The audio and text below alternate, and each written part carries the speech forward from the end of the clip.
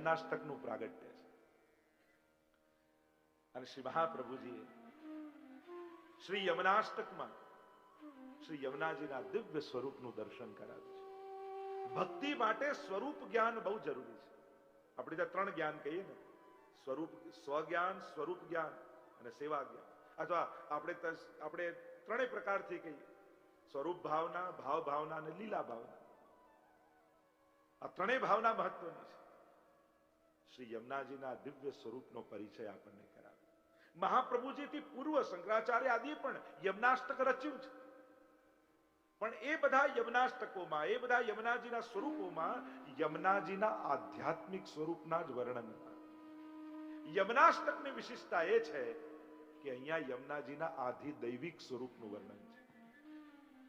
યમુનાજીના ત્રણ સ્વરૂપ આપણે ત્યાં પુષ્ટિ માર્ગમાં પ્રત્યેકના ત્રણ સ્વરૂપની ચર્ચા છે. કારણ કે ત્રણ જ્ઞાન, મહાત્મ જ્ઞાન, સ્વરૂપ જ્ઞાન અને તત્વ જ્ઞાન, આ ત્રણ જ્ઞાન થાય ત્યારે સ્વરૂપ સ્થિર થાય. અને એટલા માટે મહાત્મ જ્ઞાન પૂર્વસ્તુ સુદૃઢ સર્વતો દીક્ષને ઇતિ ભક્તિ. ભક્તિ એને જ કહી સૌથી પહેલા મહાત્મ જ્ઞાન હોવું જોઈએ. આવો યમુનાજીના સ્વરૂપનું મહાત્મ જ્ઞાન પ્રાપ્ત કરીએ, સ્વરૂપ જ્ઞાન પ્રાપ્ત કરીએ. ત્રણ સ્વરૂપોની ચર્ચા આપણે ત્યાં છે. આદિ ભૌતિક, આધ્યાત્મિક અને આદિ દૈવિક. આ ત્રણ શબ્દ તમે ઘણી વાર સાંભળ્યા છે. અને મહાપ્રભુજીના ગ્રંથોને સમજવા માટે આ ત્રણેય સ્વરૂપોને સમજવા, ત્રણ શબ્દોને સમજવા નિતાંત આવશ્યક છે. સરળ ભાષામાં સમજાવવાની કોશિશ કરીશ. આદિ ભૌતિક સ્વરૂપ, શ્રી યમુનાજીના સ્વરૂપની સીધી ચર્ચા કરું, બીજા કોઈ સ્વરૂપ, કારણ કે બધાના સ્વરૂપની એવી ચર્ચા છે. યમુનાજીનું ભૌતિક સ્વરૂપ એ નદી રૂપે છે.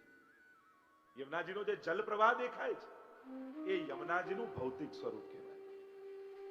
યમુનાજી પરમ પાવન તીર્થ છે.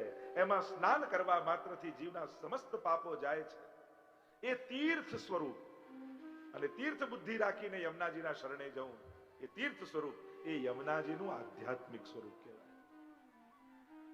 અને નમત કૃષ્ણ તુર્ય પ્રિયામ, જે યમુનાષ્ટકમાં મહાપ્રભુજી સમજાવે છે, ઠાકોરજીના ગોપીજનોના વ્રજમાં 4 યુથ છે. યુથ એટલે ગ્રુપ. પુષ્ટિ માર્ગમાં એમે એકલા ભક્તિ નથી. પુષ્ટિ ભક્તિને જોશો ને, અહીંયા સમૂહની ભક્તિ છે. ચાલ સખી યમુનાના પાન, ચાલો, દરેક વાર ક્યાંક સખીજનને લઈ જાય છે. અહીંયા કીર્તન મંડળી છે, અહીંયા ફૂલ મંડળી છે, અહીંયા ગોપ મંડળી છે, અહીંયા ગોપી મંડળી છે. તમે જોશો ને તો પુષ્ટિ માર્ગમાં એકલતાની ભક્તિ નથી. અહીંયા યુથો છે, અહીંયા મંડળો છે. અહીંયા તમે પુષ્ટિ ભક્તિને જોશો, યા કૃષ્ણ ભક્તિને જોશો તો અહીંયા એકલી ગોપી નહીં ઊભી હોય. અહીંયા ક્યાંક ને ક્યાંક યુથ હશે, સાથે હશે. એટલે ઘણીવાર મહાપ્રભુના સિદ્ધાંતોનો બહુ અતિરેક લોકો કરી રાખે ને. હું તો કોઈને ઠાકોરજી ના બતાવું, હું તો કોઈ ના કરું, હું તો આમ જ કરું. જો ગ્રહ સેવા છે, કારાગ્રહ સેવા નથી. ઘરમાં કઈ રીતે રહીએ એક બાળક સાથે?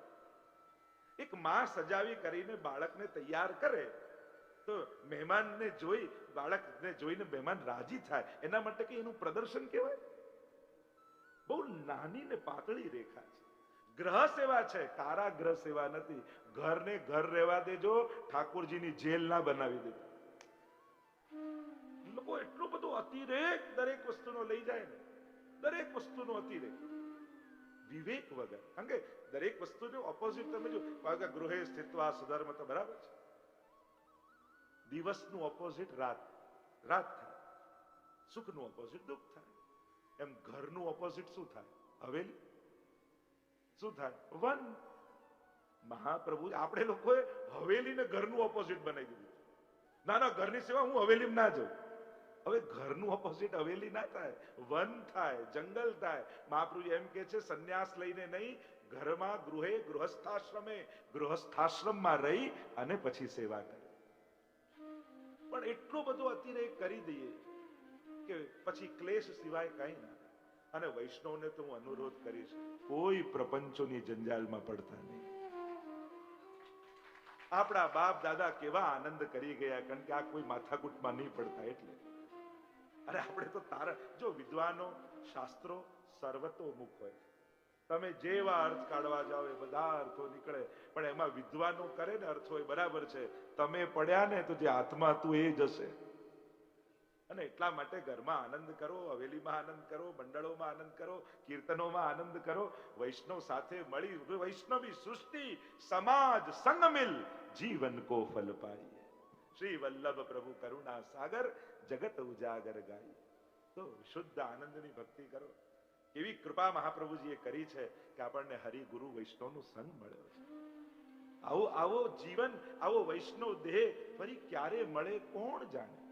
આપણે તો આજનો લાવો લીજીએ, કાલ કોણ દીધી. આપણને તો આ દેહ મળ્યો, આ જીવન મળ્યું, આપણે ગુમાવવું નથી. પાપની શરૂઆત એ નિંદાથી થાય છે. નિંદા કરવાથી નહીં, સાંભળવાથી. પહેલું ડગલું સાંભળવું.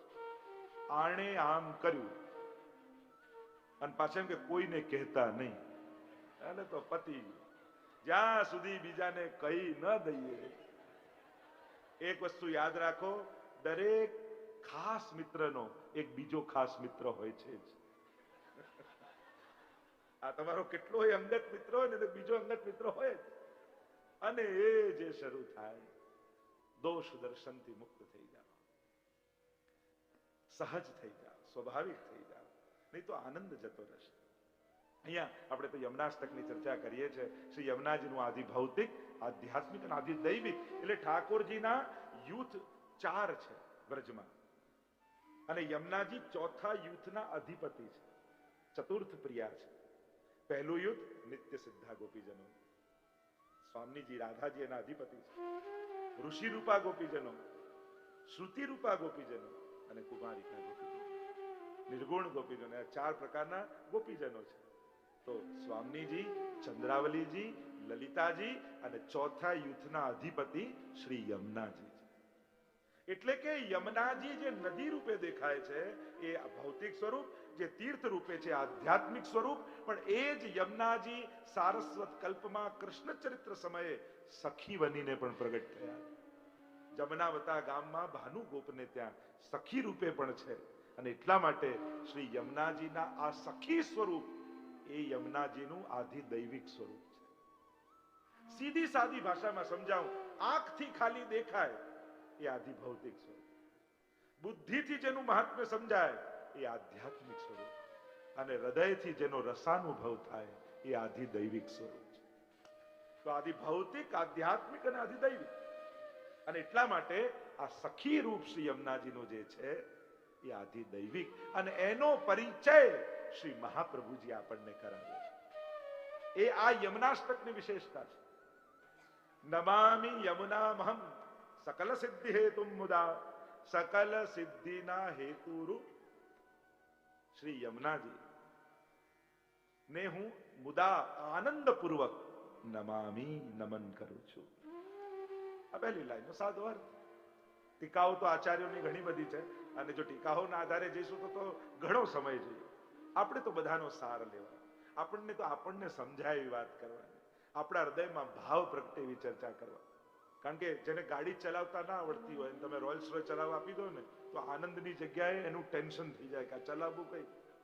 ભલે ને સારામાં સારું હોય, મોંઘું લેપટોપ આપી દો, જેને કોમ્પ્યુટર જ ના ફાવતું બરાબર, તો છે મોંઘું, પણ એ પછી એને ચિંતાકારક થઈ જાય. અને એટલા માટે આપણે તો એનો આનંદ માણી શકીએ એ રીતે જોઈશું. નમન શબ્દથી પ્રારંભ થાય.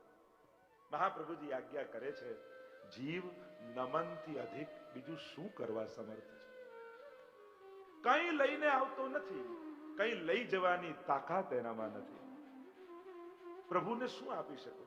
આપણે ફૂલ પણ તોડીને આપીએ કે મારું ફૂલ આપ. અરે એ બીજ કોનું, એ સૂર્યપ્રકાશ કોનો, એ જમીન કોની, એ ઉગાડ્યું કોણે? ખાલી તોડ્યું ને આપણે કે મેં ફૂલ ધર્યું. અરે તું ફૂલ છુક, માને ફૂલ તારું છે. પ્રભુનું જ છે. નમનથી અધિક બીજું જીવ કાંઈ કરી શકતો નથી. ભક્તિનું સર્વપ્રથમ ફલ તમને એમ થાય કે ઠાકોરજી મારી સેવાથી પ્રસન્ન છે કે નહીં, રાજી થયા કે નહીં, મારી સેવા સ્વીકારી કે નહીં. આ પ્રશ્ન જો મનમાં થાય તો એનો જવાબ એ જ છે, સેવા કર્યા પછી જો દીનતા આવે તો માનજો કે ઠાકોરજી સેવા સ્વીકારી રહ્યા છે. દૈન્ય ભાવ જીવનમાં પ્રભુનો કેટલો ઉપકાર મારા પર છે, કેટલી કૃપા છે મારા પર કે મારી રંચક સેવા સ્વીકારે છે. બાકી આ જીવ તો પાપ અપરાધ અને દોષ સિવાય કઈ વિચારતો જ નથી, સ્વાર્થ સિવાય અને બીજું કઈ આવડતું જ નથી. એવો જીવ પ્રભુના સુખનો વિચાર કરતો થઈ ગયો. વિચાર તો કરો, કેવી સમજણ મહાપ્રભુજી આપણને આપી છે. આખી દુનિયા સુખ લેવા પ્રભુ પાસે જાય, પણ પ્રભુને સુખ જોઈતું હોય તો વૈષ્ણવના ઘરે આવીને બિરાજી જાય. કારણ કે વૈષ્ણવ પ્રભુના સુખનો વિચાર કરે. અને એટલા માટે દીનતા બહુ જરૂરી છે. વાણીની, વિચારની, વ્યવહારની અનેક પ્રકારની દીનતાના ક્રમ છે. આપણે એ ઉત્તમ દીનતા તો વિરહથી જે પ્રગટ થાય એ છે. દીનતાના પાત્રમાં મનમણી મૂકી ભેટ ભગવંતજીને ધરજો. દયારામભાઈ પણ કહે પાત્ર દીનતાનું જોઈએ. નમામિ યમુના અહમ. કોને નમન કરું છું? નમન તો માણસ સ્વાર્થથી કરે, ભયથી કરે, લોભથી કરે, અનેક પ્રકાર નમનના છે. યમુનાજીને કરું છું. યમ ઉના, યમના નાના બેન, એટલે એમનું નામ છે યમુના. જાકો નામ યમના હૈ વહાં યમ ના હૈ. ત્યાં યમને ના છે. એવા શ્રી યમુનાજી કેવા છે? સકલ સિદ્ધિ હેતુમ, સકલ સિદ્ધિના હેતુ રૂપ છે. હવે આ સકલ સિદ્ધિઓ કઈ? અષ્ટ સિદ્ધિ, નવનિધિ એ સકલ સિદ્ધિ? આ સકલ સિદ્ધિઓ આચાર્યોએ ટીકામાં અલૌકિક સિદ્ધિઓ બતાવી છે. થોડી થોડી ચર્ચા કરીશ, બહુ વિસ્તાર કરીશ તો ઘણો સમય જશે. પહેલી સિદ્ધિ યમુનાજીની, સાક્ષાત પ્રગટ નેત્રોથી ભગવદ લીલાના દર્શન થવા. આ પહેલી સિદ્ધિ. શ્રી યમુનાજીનું આરાધન જે જીવ કરે, યમુનાજીનું નામ જે લે, યમુનાજીનું પાન જે કરે, યમુનાજી પહેલી સિદ્ધિનું દાન આપે છે. આ જ નેત્રોથી પ્રગટ લીલાના દર્શન થાય. લીલાઓ નિત્ય છે, અને જ્યારે નેત્રો અલૌકિક થાય, નયનન પ્રગટ લીલા દિખાવે. 41 પદમાં પણ કહ્યું. કોઈ કે સંભવ છે? હા, સંભવ છે, થઈ શકે છે. પુષ્ટિ ભક્તિની એ જ વિશેષતા છે ને. અહીંયા કોઈ આપણે મર્યા પછી ગોલોક નથી જવું, એ કઈ આપણું ફલ થોડી છે. આપણે તો જીતા જીવંત આ જ દેહથી ઠાકોરજીનો અનુભવ કરીને જવું છે. આપણે ઉધારના વાયદા નથી. વિબુધવાન છે વાસ વસુમતી ઉપરે શ્રી વલ્લભ કુંવરની ટહેલ કરવા. દેવતાઓ પણ ભૂતલમાં આવવાની ઈચ્છા રાખે છે, અને આપણને સ્વર્ગે જવું છે. એ લોકો ઈચ્છા શું રાખે કે ભૂતલ પર વૈષ્ણવ કુળમાં અમને જન્મ મળે તો આ દેહથી ભગવત સેવા અમારી થાય. અને એટલા માટે આપણે તો આ જ આંખે એને જોવો છે, આ જ કાને એની વેણું સાંભળવી છે, આ જ હાથે એને ગોદમાં લેવો છે. અને લો છો જ, તમે જુઓ છો જ, બસ પ્રગટતાનો અનુભવ નથી.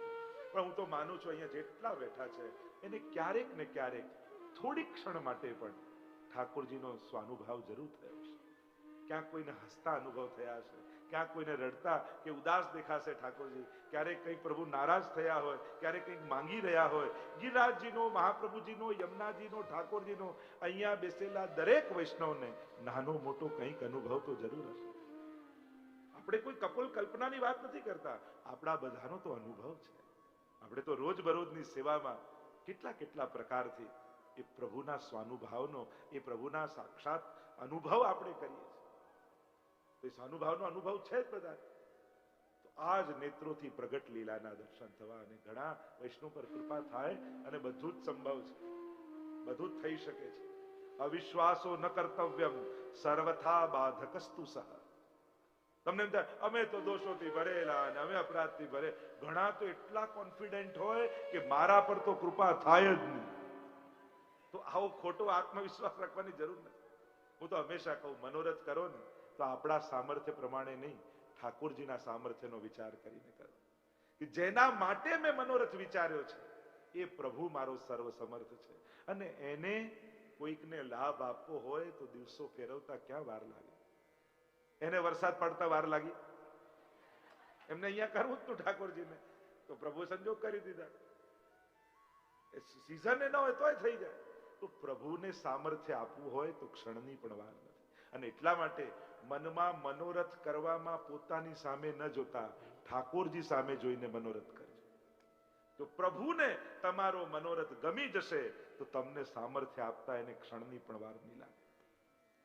નમામિ યમુનામહં સકલ સિદ્ધિ, સકલ સિદ્ધિના હેતુરૂપ પ્રગટ નેત્ર. પ્રગટ એ લીલાનો રસાનુભવ, આ બીજી સિદ્ધિ છે. એ લીલા રસનો અનુભવ જીવને થાય. અને આજે પણ ઠાકોરજી યમુનાજીની કૃપાથી થાય છે. કણ કણમાં ભગવત દર્શન થાય એવા 4 પ્રકારની સિદ્ધિઓની ચર્ચા કરી છે. તો નમામિ યમુનામહં સકલ સિદ્ધિ હેતુ મુદા, નમન કરું છું પણ રડતા રડતા નહીં, આનંદપૂર્વક. તમે સેવા માટે તૈયાર થાવ, ગમે તેટલા સારા વસ્ત્રો પહેરો, પણ સેવા માટે જવા માટે સૌથી પહેલી તૈયારી શું જોઈએ? હસતો ચહેરો, મુદા પ્રસન્નતા. પ્રસન્નતા વગર ઠાકોરજીને સેવામાં આનંદ નથી થતો. ક્લેશ સાથે, ઉદાસીનતા સાથે, ક્રોધ સાથે ક્યારે પણ પ્રભુ સન્મુખ એ રીતે નહીં જાય. ઉદાસી આવે નાથને વ્યાપાર સરીતું જણાય. એ તો બાળક છે. બાળકની સામે કોઈ જોર જોરથી રડવા લાગે ને તે રડવા લાગે. બાળકનો સ્વભાવ એવો. એટલે વૈષ્ણવતાનો પહેલો શણગાર મુખમાં સ્મિત. વૈષ્ણવ કોણ છે? જેના મુખમાં સ્મિત હોય, કંઠમાં પ્રભુના ગીત હોય અને હૃદયમાં ઠાકોરજીની પ્રીત હોય, એ જ વૈષ્ણવ છે. હસતો ચહેરો જોઈને ટ્રેનમાં બી ઘણી વાર લોકો આજુબાજુ આવે ને, એનો ચહેરો હસતો જોઈને ખબર પડી જાય. આપણે પૂછીએ તમે વૈષ્ણવ લાગો છો ને, એનું મુખનું સ્મિત કહી આપે. ગોકુલનાથજીના વચનામૃતમાં પહેલું વચનામૃત છે. હરિરાયજી વચનામૃત કરે, વૈષ્ણવ કો સદા પ્રસન્ન રહે, સદા પ્રસન્ન રહે. કારણ પ્રસન્નતા, જો અત્યારના સમયમાં હસતો ચહેરો જોઈ માની નહીં લેવું કે આ સુખી છે, અને રડતી આંખો જોઈને માની નહીં લેવું કે આ દુખી છે. પ્રસન્નતા જુદી વાત છે. પ્રસન્નતા પ્રગટે એ તો ભીતરથી બહાર આવે. બાકી તો ઘણાએ હસતા ચહેરા રાખી બરોબર લાફો મારીને ગાલ લાલ રાખવા જેવી વાત છે. પણ આપણે તો નિત્ય ઠાકોરજીના શરણે જનારા, પ્રભુ જાગતાની સાથે પ્રભુને જગાવીએ અને મંગળાના દર્શન કરનારા, અને એ જે દર્શન પ્રભુના મુખારવિંદનું, એ આનંદાત્મક સ્વરૂપ, એ માધુર્યાત્મક સ્વરૂપનું જે દર્શન કરે, એના જીવનમાં તો સદાય આનંદ. અને એટલા માટે વૈષ્ણવે સદા પ્રસન્ન રહે. મુદા સદા પ્રસન્નતા પૂર્વક શ્રી યમુનાજીને નમન કરું છું. એવા યમુનાજી મુરારી પદ પંકજ સ્ફુરદ અમંદ રેણુ ઉત્કટામ. મુરારી શબ્દનો પ્રયોગ કર્યો છે. અર્થ કરતા કહ્યું મુરારી પદ એટલે ચરણ, પંકજ એટલે કમળ. મુરારી પદ પંકજ સ્ફુરદ અમંદ રેણુ ઉત્કટામ, જેમાં જલ કરતા પણ મુરારીના ચરણ કમલની રજ અધિક છે, એવા શ્રી યમુનાજી છે. મુરારી શબ્દનો વિશેષ રૂપે પ્રયોગ થયો. કારણ કે વેણુ ગીતમાં પણ જ્યારે નદીઓની નદ્યસ્તદાત તુપધારે મુકુંદ ગીતમ આવર્ત લક્ષિત મનોભવ ભગ્ન વેગાહ આલિંગનમ સ્થગિત મુર્મિ ભુજૈર મુરારે ગૃહણંતિ પાદ યુગલમ કમલોપહાર. વેણુ ગીતમાં પણ ગોપીજનો કહે છે, આ મુરારી પ્રભુ જ્યારે યમુનાજીના તટ પરથી પધારે છે, અને પ્રભુની ચાલ કેવી છે? હંસ જેવી ચાલ, મરાલા હંસ જેવી ચાલ. એક ચરણ ઉપાડે, પાછો બીજો પધરાવે, પાછો બીજો ઉપાડે, આમ હંસ ચાલતા. એટલે યમુનાજીના તટ પરથી જ્યારે મુરારી પ્રભુ પધારે, ત્યારે નદ્યસ્તદાત તુપધારે મુકુંદ ગીતમ આવર્ત લક્ષિત મનોભવ ભગ્ને વેગાહ આલિંગનમ. પોતાની લહેરો રૂપી ભુજાને લાંબી કરી કરી પ્રભુના ચરણ પકડવાની કોશિશ કરે, પણ પ્રભુના ચરણોનો સ્પર્શ થાય નહીં. અને પ્રભુ આપણા આંગણે પધારે તો આપણને થાય કંઈક તો ભેટ ધરીએ.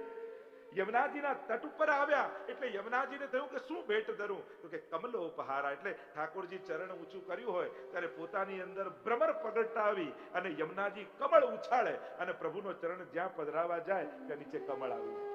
ફરી બીજો ચરણ ઉપાડે, ફરી ભ્રમર પ્રગટાવે અને કમલો ઉપહારા. પ્રભુ જ્યાં જ્યાં ચરણ પધરાવતા જાય ત્યાં ત્યાં કમળો યમુનાજી પધરાવતા જાય. તો આ મુરારી શબ્દનો પ્રયોગ ત્યાં પણ કર્યો છે, અહીંયા પણ કર્યો. કેમ મુરારી શબ્દ? તો વિશેષ વિચાર કરીને મૂકવામાં આવ્યો. પ્રભુના અનેક નામ છે, ન કૃષ્ણ કયા, ન ગોપાલ કયા, ન નંદનંદન કયા, પણ મુરારી. આ મૂર નામનો દૈત્ય એ નરકાસુરનો પહેરેદાર હતો. ભૌમાસુરની કથા આવે છે ને, 16,000 કન્યાઓને કેદ કરીને રાખી હતી, અને પાણીની વચ્ચે એનો કિલ્લો હતો, અને એમાં આ મૂર નામનો દૈત્ય રક્ષા કરતો. દૈત્યઃ પંચશિરા જલા, 5 મુખવાળો. એની પણ ઘણી ચર્ચા છે. આ 5 વસ્તુ હોય ને તીર્થોનું ફળ ન મળે. નાસ્તિકો અચ્છિન્ન સંતય હેતુનિષ્ઠ. તો એ પ્રતિબંધ દોષ રૂપ છે. ભગવાન અને ભક્તને મળવામાં આ મૂળ પ્રતિબંધ છે. અને પ્રભુ આ મૂળને મારે એટલે પ્રભુનું નામ પડ્યું મુરારી. એટલે કેવા પ્રભુના ચરણ કમલની રજ છે કે જે ભક્તિમાં આવતા સઘળા પ્રતિબંધોને નિવૃત્ત કરી દે છે. એવી રજ શ્રી યમુનાજીના તટ ઉપર છે. અને એટલે પ્રાચીન સમયમાં યમુનાજીના લોટીજીની સેવા કોઈને નથી પધરાવી, યમુનાજીના ચિત્રજીની સેવા પણ નથી પધરાવી. ગુસાઈજીએ જેને પણ સેવા પધરાવી બધાને યમુનાજીના રજની સેવા પધરાવી છે. આપણે ત્યાં રજની સેવાનો પ્રકાર છે અને એટલા માટે એની વિશેષતા. પણ લોટીજીની કરીએ એટલે કઈ ખોટું એમ નથી કહેતો, પણ પ્રાચીન વાર્તા સાહિત્ય રજની વિશેષતા છે. અને વ્રજમાં રેણુર મધુરો, મહાપ્રભુજી મધુરાષ્ટકમાં કહ્યું ને, આટલા સ્થાનોમાં પ્રભુની રજ સદાય છે. એ રજની મહત્તા છે. એક ગિરિરાજજીની તળેટીમાં અખંડ પ્રભુની ચરણ રજ, રોજ ઠાકોરજી પધારે એમના ચરણોનો સ્પર્શ થાય એટલે તન પુલકિત વ્રજ રજમે લોટત ગોવિંદ કુંડ में નહીં. રજની મહત્તા. ત્રીજી વૃંદાવનમાં જ્યાં ઠાકોરજી વેણુનાદ કરાતા, ગાયો ચરાવતા પધારે. અને ત્રીજી રજ એ યમુનાજીના તટ પર શ્રી કૃષ્ણના ચરણાર વિંદની યા ચરણ પંકજ રેણુ શ્રી યમને જુદે. 41 પર મુરારી પદ પંકજ સ્ફુરદ અમંદ રેણુત્કટામ, જ્યાં જલ કરતા પણ રજ અધિક છે. અને એટલા માટે યમુનાજી કેવલ જલમાં જ નથી, એમના તટની રજમાં પણ છે. કાત્યાયની દેવીની વ્રતની કથા પણ આપ જાણો છો કે ગોપ માસમાં ગોપીજનોએ કાત્યાયની દેવી બનાવે. શેમાંથી બનાવ્યા? યમુનાજીની રજમાંથી. એ પ્રકારે તો યમુનાજી જ છે અને યમુનાજીની કૃપાથી જ એમનો મનોરથ સિદ્ધ થયો છે. અને એટલા માટે જ્યારે પણ યમુનાજીનું આપણે આરાધન કરીએ છીએ, એમની રજનું આરાધન કરીએ છીએ, ત્યારે જેટલા પણ ભક્તિમાં પ્રતિબંધો આવે છે એ બધા નિવૃત્ત થઈ જાય છે. મુરારી પદ પંકજ સ્ફુરદ અમંદ રેણુત્કટામ તટસ્થ નવકાનન પ્રકટ મોદ પુષ્પાંબના. તટસ્થ શ્રી યમુનાજીના તટ ઉપર નવકાનન, નવીન વનો વૃક્ષો ઉગેલા છે. તટસ્થ નવકાનન. અને ત્યાં જ્યારે પુષ્પો ખરે ત્યારે એમ લાગે જાણે યમુનાજીનું પૂજન કરી રહ્યા.